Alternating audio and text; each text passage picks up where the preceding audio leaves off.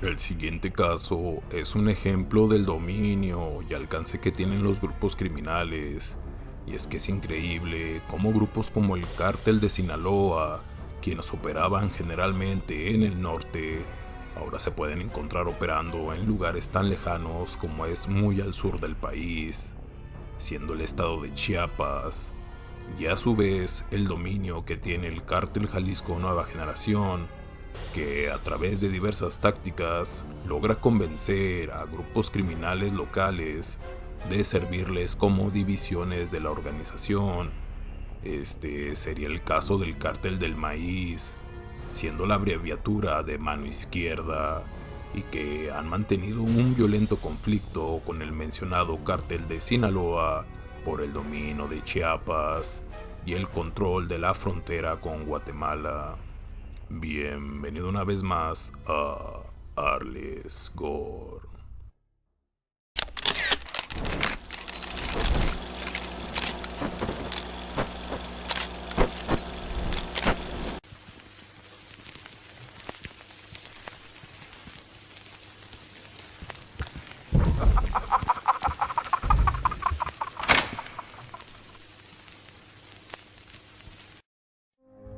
Antes que nada, aclarar que no hay que confundir al Cártel del Maíz, quienes trabajan para el Cártel Jalisco Nueva Generación. Como te dije, Maíz en este caso hace referencia a Mano Izquierda, que desafortunadamente también es el nombre del grupo Maíz, que hace referencia al movimiento agrario indígena zapatista del mismo Chiapas, quienes luchan por los derechos de grupos indígenas, ya que esta confusión ha creado terror por parte de la población, haciendo pensar que organizaciones como el Ejército Zapatista de Liberación Nacional habrían abandonado la lucha por los derechos humanos, dedicándose a la venta de sustancias ilegales, ya que esto creó muchos bulos en su momento. Ya aclarando esto, el horrible video del que te voy a hablar habría ocurrido en el municipio de Motocintla, en el estado de Chiapas, bajo el contexto del conflicto entre el Cártel de Sinaloa y el Cártel del Maíz del CJNG. La frontera con Guatemala es altamente deseada por los carteles debido a las altas ganancias provenientes del tráfico de sustancias ilegales entre países, por lo que el CJNG decidió convencer a criminales locales con alto conocimiento del terreno, armándolos y equipándolos, naciendo así el Cártel del Maíz. Esto jugaría en contra del Cártel del Sinaloa, quienes no conocerían muy bien la zona, por lo que 5 presuntos miembros del Cártel de Sinaloa fueron capturados por el Cártel del Maíz.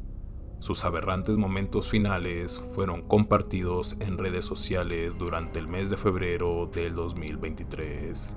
El video comienza con los 5 hombres arrodillados con sus manos atadas por la espalda y sin camisa, algo conscientes de lo que les va a ocurrir minutos después. Un solo hombre es interrogado. Como en todos estos casos, menciona las 1001 relaciones con autoridades municipales y estatales, mencionando a varios comandantes como la Trevi y el Pelón. Al parecer, fueron capturados en el puente de la Cantú.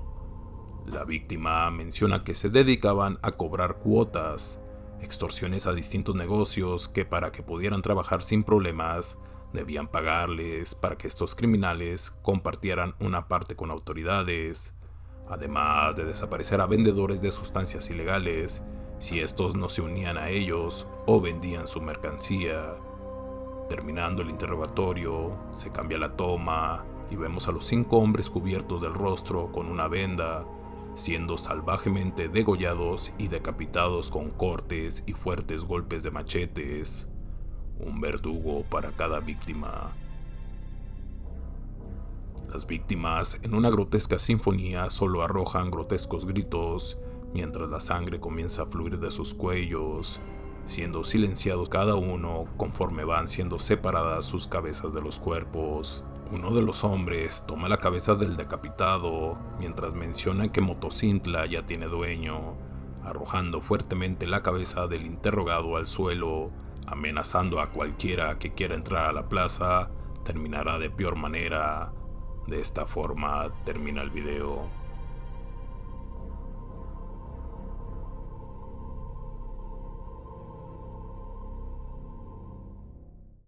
¿Dónde los detuvieron?